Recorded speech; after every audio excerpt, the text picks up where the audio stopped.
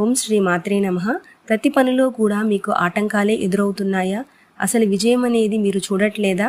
అయితే నేను చెప్పబోయే ఈ చిన్న మంత్రాన్ని ప్రతినిత్యము కూడా పఠించడం వలన మీ పనుల్లో ఆటంకాలన్నీ కూడా తొలగిపోతాయి. ఆ మంత్రం ఏమిటో తెలుసుకుందామా? ఇది చాలా చిన్న మంత్రం అండి, కానీ చాలా పవర్ఫుల్ మంత్రము. ఈ మంత్రాన్ని ఎవరైతే ప్రతినిత్యము కూడా ఉదయాన్నే లేచి స్నానం చేసి చక్కగా వినాయకుడి ముందు కూర్చొని మీరు తూర్పు వైపు కూర్చొని స్వామివారికి దీపారాధన చేసిన తర్వాత మాత్రమే ఈ మంత్ర సాధన చేయాలి.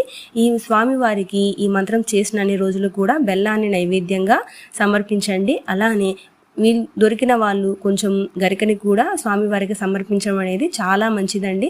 స్వామివారు త్వరగా మీ కోరికలు నెరవేరుస్తారు. ఆ మంత్రం ఏంటా అనుకుంటున్నారా?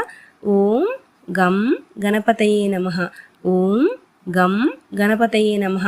ఈ మంత్రాన్ని ప్రతినిత్యము కూడా 108 సార్లు పఠించి ఆ తర్వాత మీరు పని మీద బయటకు వెళ్ళండి. ఖచ్చితంగా సక్సెస్ చూస్తారు.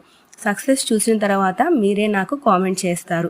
ఎప్పుడైనా సరే పూజ చేసేటప్పుడు భక్తితో విశ్వాసంతో ఆ స్వామివారిని వేడుకోవడం వలన మన కష్టం తీరుతుందండి. ఇది గుర్తుపెట్టుకోవాలి. ఎప్పుడైనా సరే పూజ చేశాము ఫలితం రాలేదు అని ఎప్పుడూ అనుకోవద్దండి. మీరు భక్తిగా శ్రద్ధగా చేయండి. ఆ స్వామివారి అనుగ్రహించి మన పనుల్లో ఆటంకాలన్నీ స్వామివారే దూరం చేస్తారు.